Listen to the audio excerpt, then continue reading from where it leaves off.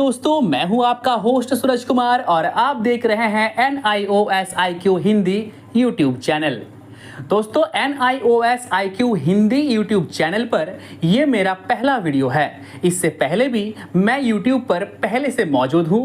अगर आप search bar में जाके इग्नू IQ हिंदी सर्च करें तो मेरा और एक चैनल वहां पर मिलेगा, जहां पर मैं इग्नू यानी ग्रेजुएशन के बच्चों को पढ़ाता हूं। वहां पर सारे सब्जेक्ट की पढ़ाई जो है वो होती है। तो आज हम बात करेंगे कोड 317 यानी पॉलिटिकल साइंस की। यह सब्जेक्ट आपके क्लास 12 का सब्जेक्ट है। तो आइए बिना किसी देरी के हम शुरू करेंगे आज का हमारा टॉपिक। लेकिन उससे पहले आपको बता दें कि हमारे इस चैनल के माध्यम से हम तो आपको पढ़ाएंगे, क्योंकि मैं एक टीचर हूं। और अगर आप हमारे दूसरे चैनल पर जाएं तो वहां पर सिर्फ आपको पढ़ाई के वीडियोस मिलेंगे। यानी हम एक टीचर हैं और मेरा फोकस सिर्फ रहता है पढ़ाई पर। लेकिन साथ ही साथ जो है मैं आप लोगों का assignment, project, practical, guest paper, practice set, zoom class, जी हाँ जूम क्लास यानी बच्चों को ट्यूशन, जी वो भी हमारे पास जो है फैसिलिटी अवेलेबल है। तो ये भी आपको मिल जाएगा। आपको करना बस ये है कि स्क्रीन पर शो हो रहे नंबर पर फ़ोन या व्हाट्सएप कर लेना है। तो चलिए शुरू करते हैं आज का हमारा टॉपिक। तो सबसे पहला चैप्टर आपका है राजनीतिक विज्ञान का अर्थ तथा क्षेत्र। यानी हम लोग शुरू से शुरुआत करेंगे। चैप्टर में आगे बढ़ने से पहले मैं आपको थोड़ा सा इंट्रो देना चाहूँगा पॉलिटिकल साइंस के बारे में। देखिए, राजनीतिक विज्ञान राजनीति शास्त्र का अध्ययन है। यानी हम लोग राजनीति की बात करेंगे, हम लोग बात करेंगे लोकतंत्र की, हम लोग बात करेंगे कि राजनीति का क्षेत्र क्या है, क्या पढ़ना है हमें राजनीति में, पॉलिटिक्स में। तो आइए सबसे पहले हम जान लेते हैं उद्देश्य के बारे में। यानी राजनीति विज्ञान के अर्थ को कुछ परिभाषाओं के संबंध में स्पष्ट कर पाएंगे इसे पढ़ने के बाद। राजनीति विज्ञान और राजनीति में अंतर कर पाएंगे। राजनीतिक सरकार और राजनीति में हम लोग अंतर स्पष्ट कर पाएंगे। नागरिक और राज्य के लिए न्याय की प्रासंगिकता की पहचान कर पाएंगे। तो चलिए शुरू करते हैं। राजनीतिक विज्ञान का क्या अर्थ है?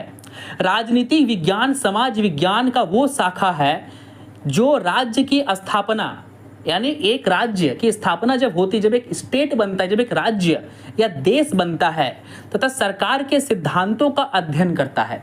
यानी सरकार के सिद्धांत, जब कोई स्टेट, पहले एक राज्य का निर्माण होता है, फिर वहां पर एक सरकार लाई जाती है। यानी भारत पहले आजाद हुआ, फिर भारत में सरकार बनी। 1947 में भारत आजाद हुआ और उसके बाद ही जो है हमने घोषणा की कि हमारे प्रधानमंत्री कौन होंगे?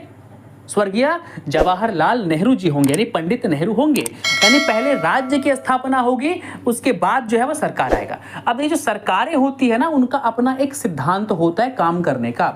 अलग अलग राज्यों की सरकार और अलग अलग देशों की सरकार का अपना खुद का एक क्या होता है, प्रिंसिपल होता है, सिद्धांत होता है कि वो कैसे काम करे। भारत की सरकार के काम करने का तरीका अलग है, चीन की सरकार का काम करने का तरीका अलग है, America, Pakistan, Bangladesh, Nepal, Bhutan, Myanmar, Maldives, Indonesia, इन सब का काम करने का तरीका अलग अलग है। JW गॉर्नर के अनुसार राजनीति का प्रारंभ और अंत राज्य के साथ होता है। देखिए, सिंपल सा फंडा है। अगर आप एक क्रिकेट खेलते हैं तो क्रिकेट खेलने के लिए आपको पहले क्या चाहिए? मैदान चाहिए। बिना मैदान के आप क्रिकेट खेल ही नहीं पाएंगे। तो उसी प्रकार बिना राज्य के आप राजनीति कर ही नहीं पाएंगे। यानी राजनीति करने के लिए, राजनीति के होने के लिए सबसे पहली प्राथमिकता किसकी है? राज्य की। यानी राज्य होगा तभी तो आप वहां पर राजनीति कर पाएंगे। और JW गॉर्नर ने यही कहा था।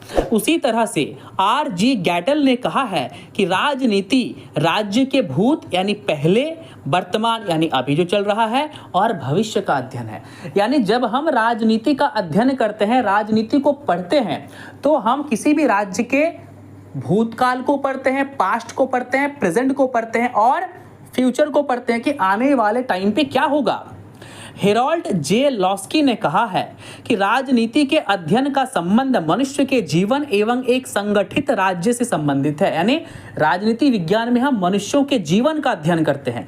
इसीलिए समाज विज्ञान के रूप में राजनीतिक विज्ञान समाज में रहने वाले व्यक्तियों के उस पहलू का वर्णन करता है जो उनके क्रियाकलाप यानी कामों और संगठनों से संबंधित है।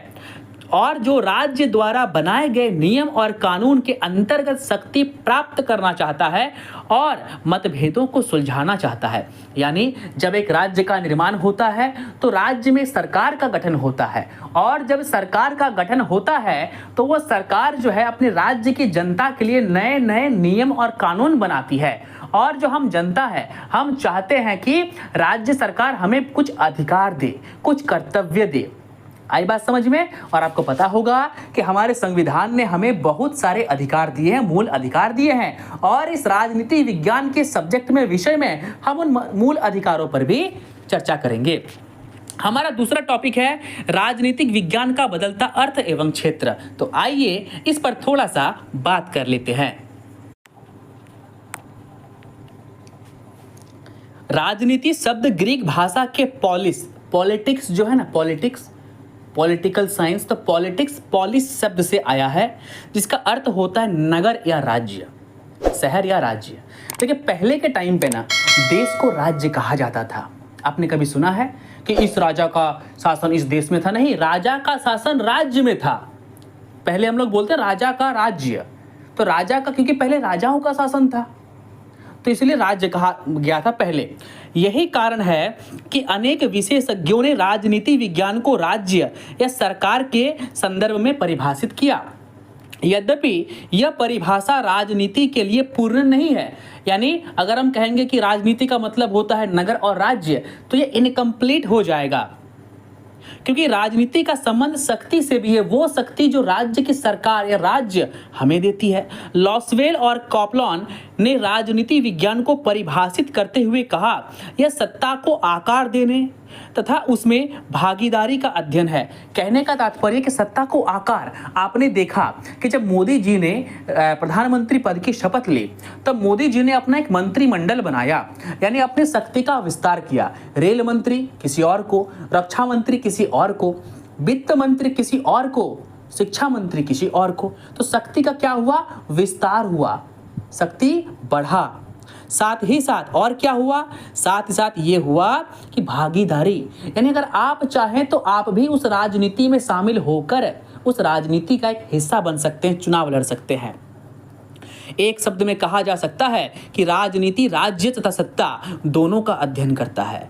राजनीति विज्ञान जिस शक्ति से संबंध रखता है वो प्राय न्याय संगत शक्ति, यानी न्याय की बात करती है। यहाँ पे हर एक जनता को न्याय चाहिए। अभी हाल ही में जो है कलकत्ता में एक डॉक्टर के साथ जो है वो रेप का मामला सामने आया है, तो सभी लोग न्याय की बात कर रहे हैं कि न्याय मिलनी चाहिए उस पीड़िता को, उसके परिवार को। क्योंकि जिस प्रकार विज्ञान किसी घटना का क्रमबद्ध परीक्षण करता है और अवलोकन के द्वारा अध्ययन करता है, उसी प्रकार राजनीति विज्ञान राज्य और शक्ति के प्रत्येक पहलुओं का अध्ययन करता है कि इसमें क्या क्या है। आगे बढ़ें तो राजनीति विज्ञान का संबंध अनुभाविक और तथ्यों तथा नियामक समस्याओं दोनों से है। वास्तविकता क्या है के क्षेत्र में आता है कि इसका मूल रूप क्या है और क्या मूल्य क्या होना चाहिए के क्षेत्र में आता है। उदाहरण के लिए अगर कोई कहता है कि भारत एक संसदीय लोकतंत्र है तो वो अनुभविक तथ्य की बात कर रहा है, परंतु यदि कोई कहता है कि भारत को अध्यक्षात्मक लोकतंत्र को अपनाना चाहिए तो यह एक नियामक कथन होगा, यानी जो कही जानी चाहिए। राजनीति विज्ञान केवल क्रियाकलापों का वर्णन से संतुष्ट नहीं बल्कि उसको एक अच्छा बनाना या परिवर्तन करना चाहता है। परिवर्तन ही समाज का नियम है और हर पहलू में परिवर्तन होना चाहिए। आपने देखा पहले कांग्रेस की सरकार थी, फिर भाजपा आई, अब हो सकता है कि फिर से भाजपा रिपीट भी कर सकती है या फिर से भाजपा हार भी सकती है। यानी परिवर्तन होता रहता है राजनीति में, यहाँ पर इसी की बात की गई है। यहाँ पर कुछ अगर देखें तो पाठगत प्रश्न 1.1 दिया गया है, जहाँ पे आपसे कहा गया है कि रिक्त स्थानों की पूर्ति कीजिए, रिक्त स्थानों को भरिए। और इसकी चर्चा जो है हम एक अलग वीडियो में करेंगे, यानी इस वीडियो में हम सिर्फ सब्जेक्ट पढ़ेंगे और एक अलग वीडियो इसके बाद आएगा, वहाँ पर हम रिक्त स्थानों की पूर्ति करेंगे और क्वेश्चन आंसर को सॉल्व करेंगे। इसका प्रैक्टिस सेट, बुक नोट्स और गेस्ट पेपर दोनों हमारे पास अवेलेबल है, क्योंकि हम पहले से ही YouTube पर हैं, मैं पहले से ही इग्नू के बच्चों को पढ़ाता हूं, तो हमारे पास सारे चीज जो है वो अवेलेबल है। स्क्रीन पर आप देख सकते हैं पॉलिटिकल साइंस का गेस्ट पेपर, और यही गेस्ट पेपर आपकी हेल्प करेगी आपके एग्जाम में। यानी अगर आप एग्जाम से पहले इस गेस्ट पेपर का अध्ययन करते पढ़ते हैं तो गारंटी है कि जो सवाल आपसे पूछे जाएंगे आपके एग्जाम में, मूलतः वो सवाल जो है, अधिकांश सवाल मैं उम्मीद करता हूं मेरे अनुभव से कि इसी गेस्ट पेपर से पूछे जाएंगे। तो अगर ये गेस्ट पेपर आपको परचेज करना हो, बुक नोट्स परचेज करना हो, प्रैक्टिस सेट चाहिए हो या जूम क्लास चाहिए, क्योंकि हम लोग सिर्फ यूट्यूब पर नहीं, हम लोग जूम पर भी ऑनलाइन क्लास देते हैं, तो दिए गए नंबर पर फोन या व्हाट्सएप करके आप हमारे किसी भी प्रोजेक्ट में जुड़ सकते हैं। तो दोस्तों, स्क्रीन पर दिए गए नंबर में फोन करके या व्हाट्सएप पे मैसेज करके आप हमारे द्वारा जारी किए गए किसी भी कोर्स को ले सकते हैं। तो आइए आगे बढ़ते हैं। आगे हमारा टॉपिक है राजनीति विज्ञान के विषय का विकास, यानी राजनीति का विकास कैसे हुआ। क्या राजनीति हाल फिलहाल की चीज है या फिर राजनीति आज से सैकड़ों साल, सदियों पहले भी हुआ करती थी। तो दोस्तों, अगर हम लोग 5000 साल पीछे चले जाएं तो हमें महाभारत का जिक्र मिलता है। तो महाभारत में भी हमने देखा किस प्रकार से राजनीति हुई सत्ता को हड़पने के लिए। रामायण की बात करें तो रामायण में भी हमें दिखा कि किस प्रकार भगवान श्री राम ने अपने राजपाट का त्याग कर दिया और रावण से किस प्रकार जो है वो युद्ध किया गया। तो आइए इसके विकास को देखते हैं। राजनीति का क्रमबद्ध अध्ययन ईसा पूर्व 4वीं शताब्दी में यूनान के लोगों ने प्रारंभ किया। यानी अगर राजनीति के क्षेत्र की बात करें तो सबसे अधिक योगदान जो है दोस्तों वो यूनान का रहा है। प्लेटो और अरस्तु जैसे महान दार्शनिकों ने इसे व्यापक रूप में प्रयोग किया। अरस्तु ने राजनीति विज्ञान को ही मास्टर विज्ञान कहा था। अरस्तु के अनुसार इसके अंतर्गत न केवल राज्य के संस्थान आते हैं बल्कि इसमें परिवार, संपत्ति और अन्य सामाजिक संगठनों को भी शामिल किया गया है। अरस्तु के अकॉर्डिंग ग्रीक लोग यानी ग्रीस में रहने वाले लोगों के लिए राजनीति विज्ञान सभी गतिविधियों को सम्मिलित करना था। यानी राजनीतिक विज्ञान का मतलब किसी एक चीज का अध्ययन नहीं है। यहाँ पे आप समाज का अध्ययन करते हैं, मानवों का अध्ययन करते हैं, मानवों के विकास का, उनके व्यवहार का भी आप अध्ययन करते हैं, क्योंकि अलग अलग लोगों का व्यवहार में आपको अलग अलग राजनीति दिखती है। किसी को मोदी पसंद है तो किसी को केजरीवाल, किसी को ममता पसंद है तो किसी को योगी आदित्यनाथ। चलिए आगे बढ़ते हैं। राजनीतिक विज्ञान के प्रति प्राचीन ग्रीक चिंतकों का दृष्टिकोण मुख्यतः नैतिक था। इसके विपरीत प्राचीन रोम की बात करें तो रोमन चिंतकों के विचारों में प्राचीन रोमन चिंतकों के विचारों में राजनीति का वैधानिक पक्ष शासन के लिए अधिक महत्वपूर्ण था। यानी उनका फोकस था क्या करना, शासन करना। इसीलिए तो रोमन जो साम्राज्य था, ऑटोमन एम्पायर था, तो ये इन लोगों ने क्या किया था, दुनिया पर राज करने की योजना। इनके लिए राजनीति का अर्थ था कब्जा करो, दुनिया पे राज करो। मध्यकाल में राजनीति विज्ञान चर्च के धार्मिक आदेशों की एक शाखा बन गई थी। यानी राजनीति में चर्च का आधिपत्य हो गया था। यानी राजा को कौन चुनेगा, चर्च। समाज के लिए नियम कौन बनाएगा, चर्च। लोगों के लिए कानून का विस्तार कौन करेगा, चर्च। यानी धर्म का जो है वो क्या हो गया था, आधिपत्य हो गया था राजनीति में। उस समय राजनीतिक सत्ता चर्च के प्रभुत्व के अधीन थी। यानी चर्च जो बोलेगा वही होगा। राज्य के आकार में विस्तार और जटिलता के साथ साथ राजनीति विज्ञान ने व्यवहारिक और पंथ निरपेक्ष रूप धारण किया। पंथ निरपेक्ष का अर्थ होता है कि राजनीति में सभी लोगों को बराबर का हिस्सा मिलेगा, राजनीति में सभी लोगों को समान रूप से देखा जाएगा। सरकार किसी भी व्यक्ति को, किसी भी जाति को, किसी भी धर्म के लोगों के प्रति अपना समान भावना दिखाएगा। यानी भेदभाव से मुक्त होना चाहिए। ये चीज आगे बढ़ी। औद्योगिक क्रांति जब इंग्लैंड में हुई उसके बाद राज्य की भूमिका केवल आंतरिक कानून और व्यवस्था बनाए रखने और बाहरी आक्रमणों के विरुद्ध सुरक्षा प्रदान करने तक ही सीमित था। लेकिन जैसे जैसे हम पूंजीवाद होते गए, वैश्वीकरण की शुरुआत हुई, वैसे वैसे राजनीति का पूरे विश्व में क्या हुआ, उभार हुआ और एक देश दूसरे देश से जुड़ गए, एक देश का दूसरे देश के साथ संबंध बढ़ा। इसे कहते हैं अंतर्राष्ट्रीय संबंध। आगे की बात करें तो दूसरे विश्व युद्ध की समाप्ति के बाद यानी 1945 के बाद राजनीति विज्ञान का एक नया रूप व्यवहारवादी दृष्टिकोण के रूप में आया। यानी एक नया रूप उभर कर आया। किसका, राजनीति का रूप क्या था, व्यवहारवादी दृष्टिकोण। अमेरिकी राजनीति विज्ञान के 1950 और 60 के दशकों में व्यवहारवादी आंदोलन ने राजनीति के वैज्ञानिक पक्ष पर विशेष बल दिया। देखिए, जहां पर भी वैज्ञानिक बात आती है वहाँ पर शोध यानी अन्वेषण, खोज की बात आती है। खोज होना शुरू हुआ, नई नई तरकीबों को राजनीति में सम्मिलित करने की बात की गई। भौतिकी और वनस्पति विज्ञान जैसी प्राकृतिक विज्ञान की विधियों के अनुसार वे लोग राजनीति को एक आदर्श नमूना मानते हैं। व्यवहारवादियों ने अनुभविक समस्याओं से प्रेरित एक सिद्धांत को बनाया जो प्रेरक विधि को मानते हैं कि वे अवलोकन, परीक्षण और अध्ययन के बाद किसी परिणाम पर पहुंचते हैं। बिल्कुल सही बात है, हम अध्ययन करेंगे तभी तो हम रिजल्ट हमें मिलेगा, तभी तो हम पास हो पाएंगे। तो अध्ययन के बाद ही इस सब चीज़ों की बात होती है, परिणाम की बात होती है। उदाहरण की बात करें तो दक्षिण अफ्रीका के अफ्रीकी अमेरिकी निवासियों को डेमोक्रेटिक पार्टी को मत देते हुए देखा गया। जी हाँ, यानी हमने देखा कि कैसे जो काले लोग थे उन काले लोगों ने क्या किया, डेमोक्रेटिक पार्टी को। बुरा नहीं मानिएगा, मैं काला यहाँ पर शब्द इस्तेमाल कर रहा हूँ क्योंकि वास्तविक में जो है ना, अमेरिका में अगर बात की जाए तो काले और गोरों में आज भी भेदभाव है। गोरे लोग कालों को आज भी प्रताड़ित करते हैं और मारते हैं। अफ्रीका में आपने नेल्सन मंडेला को देखा, किस प्रकार से उन्होंने गोरों के खिलाफ अपनी मुहिम जारी की और लगभग 17-18 सालों तक वो जेल में रहे और बाद में फिर भी वहाँ के क्या बन गए, सबसे प्रधान व्यक्ति बन गए। चलिए आगे अगर हम बढ़ें तो यहाँ पर आपको दिखेगा कि वहाँ पर डेमोक्रेटिक लोगों को, अमेरिका में जो काले लोग थे वो डेमोक्रेटिक पार्टी को वोट दिया करते थे। वे इस परिणाम पर पहुंचे कि अफ्रीकी लोग अमेरिका के काले रंग वाले लोगों को ही मत देते हैं। यानी जो अफ्रीका के मूल रूप है, जो अफ्रीका में पहले थे लेकिन अभी वो अमेरिका में बस गए हैं, वे लोग किनको वोट देते हैं, जो ऑलरेडी पहले से काले यानी उनके समकक्ष लोगों को वोट देते हैं, जो उनके एकदम जैसे दिखते हैं। आगे बढ़ते तो ये व्यवहारवादी है, यानी वहां पर हमने अपने व्यवहार को दिखाया, यानी हमारा व्यवहार जो है वो काले के, क्योंकि मैं एक काला व्यक्ति हूं, मेरा रंग काला है, तो मैं काले व्यक्ति के को सहानुभूति देता हूं। मैं मानता हूं कि हम लोग एक हैं, और वहीं पर मैं एक गोरे को या एक गोरा व्यक्ति एक काले को एक अलग नजरिए से व्यवहार से देखता है। यानी अलग अलग लोगों के प्रति हमारा व्यवहार क्या है, अलग अलग है। तो इसे कहते हैं व्यवहारवादी दृष्टिकोण। कहाँ का, राजनीति का। उम्मीद है इस चीज को आप समझ गए होंगे। आगे बढ़ेंगे।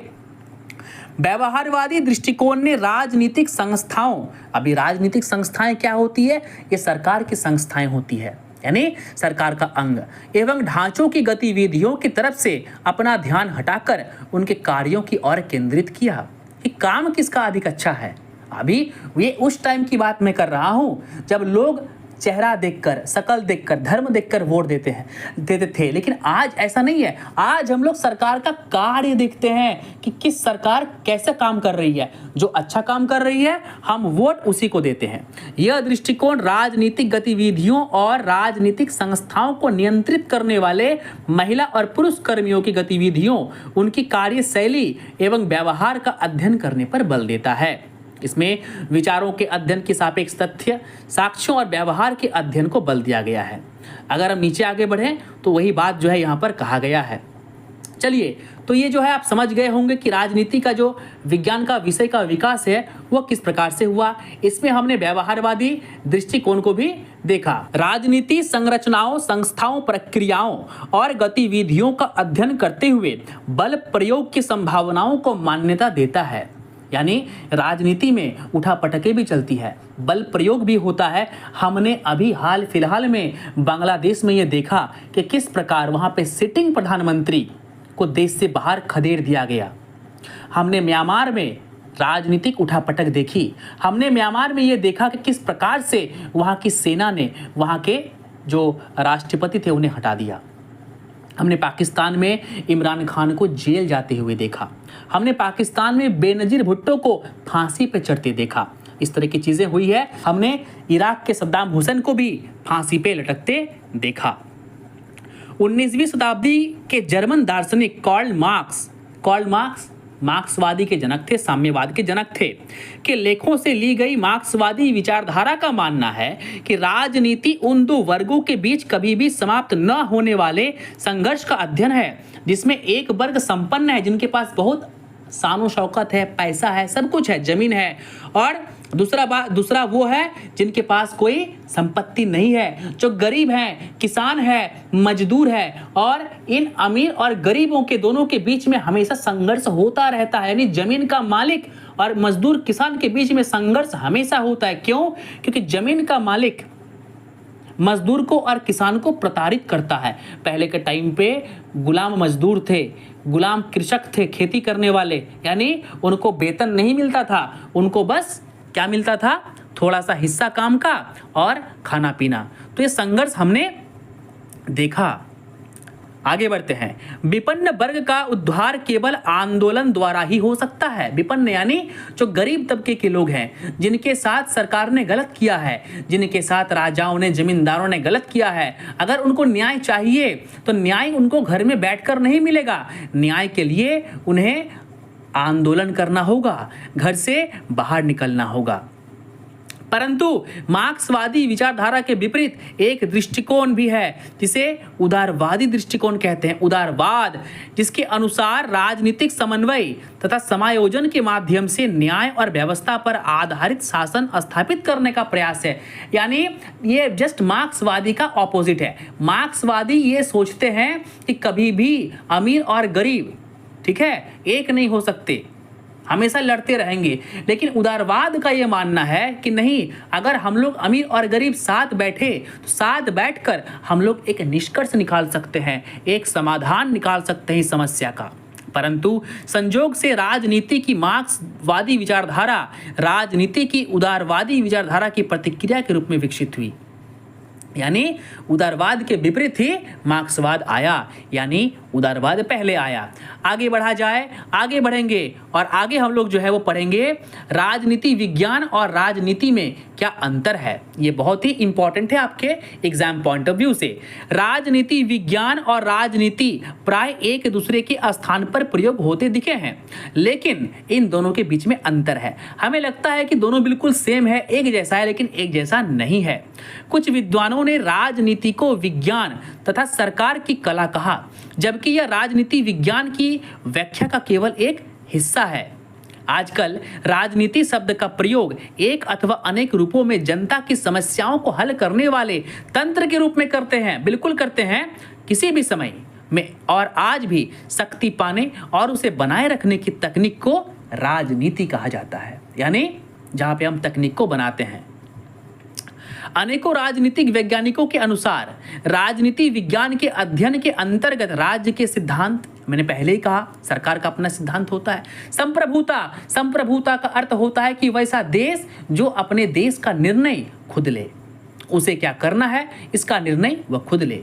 शक्ति की अवधारणा, यानी आपके पास क्या शक्ति है, सरकारों का क्या स्वरूप है, सरकार का क्या कार्य प्रणाली है, कानून के निर्माण कैसे करना है और उसे लागू कैसे करना है, चुनाव कैसे करवाना है, राजनीतिक दल कैसे होंगे, नागरिकों को कौन से अधिकार और कर्तव्य, जिसकी चर्चा मैंने पहले की थी, क्या करना है, पुलिस की कार्य प्रणाली, नागरिकों के अधिकार और कर्तव्य, इसकी चर्चा मैंने पहले की, पुलिस की कार्य प्रणाली की पुलिस का काम क्या होगा, और राज्य एवं सरकार के कल्याणकारी गतिविधि, यानी जनता के लिए सरकार की कल्याणकारी योजनाएं, जो मोदी जी जो योजनाएं लाते हैं या जो मुख्यमंत्री अपने अपने स्टेट के गरीबों के लिए योजनाएं लाते हैं, यहाँ पर उसकी बात की गई है।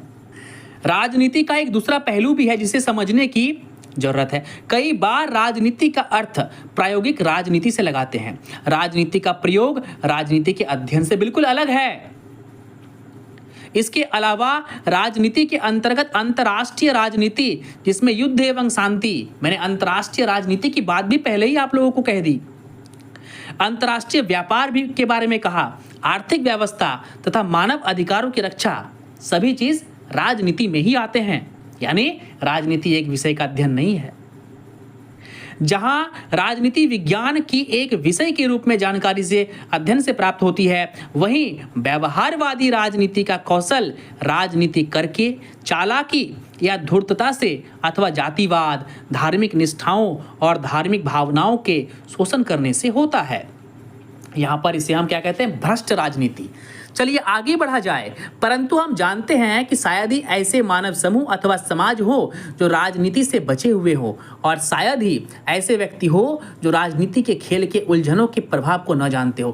कहने का तात्पर्य है कि अभी के टाइम पे हम लोगों ने समझ लिया है कि राजनीति भ्रष्ट हो चुकी है। यहाँ पर सभी नेता भ्रष्ट हैं, सभी लोग भ्रष्ट हैं, और ऐसा ही शायद ही कोई व्यक्ति होगा जिसे इन सभी चीज़ों के बारे में पता ना हो। यानी आज की राजनीति बिल्कुल भी भ्रष्ट हो चुकी है।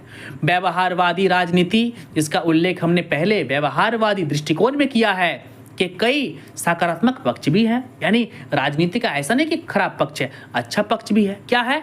आज के कल्याणकारी युग में इसके अनेक उदाहरण देखने को मिलते, जैसे अस्पृश्यता निवारण यानी छुआछूत को कम करना, भूमि सुधार का होना, बंधुआ मजदूर। अभी देखिए मैंने कहा बंधुआ मजदूरी के बारे में, किसान के बारे में। बंधुआ मजदूर पहले हुआ करते थे, लेकिन जैसे जैसे राजनीति का विस्तार हुआ ये प्रथा खत्म हो गई। मानव श्रम के विक्रय पर प्रतिबंध, यानी इंसानों की खरीद बिक्री होती थी। जी हाँ, पहले इंसानों की खरीद बिक्री होती थी, इंसान गुलाम बनाए जाते थे। बेगार रोकना यानी बेरोजगारी को कम करना, न्यूनतम मजदूरी निर्धारण, पहले के मजदूरों को खरीदते थे यानी उन्हें मजदूरी नहीं मिलती थी, लेकिन अभी सरकार ने क्या किया है, मजदूरों के लिए एक न्यूनतम वेतन की वो वेतन आपको उन्हें देना ही पड़ेगा। ऐसा क्यों किया गया? ऐसा इसलिए किया गया क्योंकि पहले के समय में जो जमींदार थे, बड़े बड़े लोग थे, राजा थे, वो मजदूरों को वेतन नहीं देते थे, इसलिए ऐसा किया गया। रोजगार के अवसर प्रदान करने वाले कार्यक्रम, जैसे अभी यहाँ पे होता है हमारे यहाँ रोजगार मेला, प्राइवेट कंपनियां जो है वो आती है वहाँ पर और आपको रोजगार देके जाती है, तो सरकार का किया गया कार्यक्रम है। और पिछड़ी जातियों का सशक्तिकरण, यानी जो पिछड़ी जाति है, जो हमारा अनुसूचित जाति और अनुसूचित जनजाति है, उनको कैसे आगे बढ़ाना है, मजबूत करना है, इसके बारे में राजनीति में बात की गई।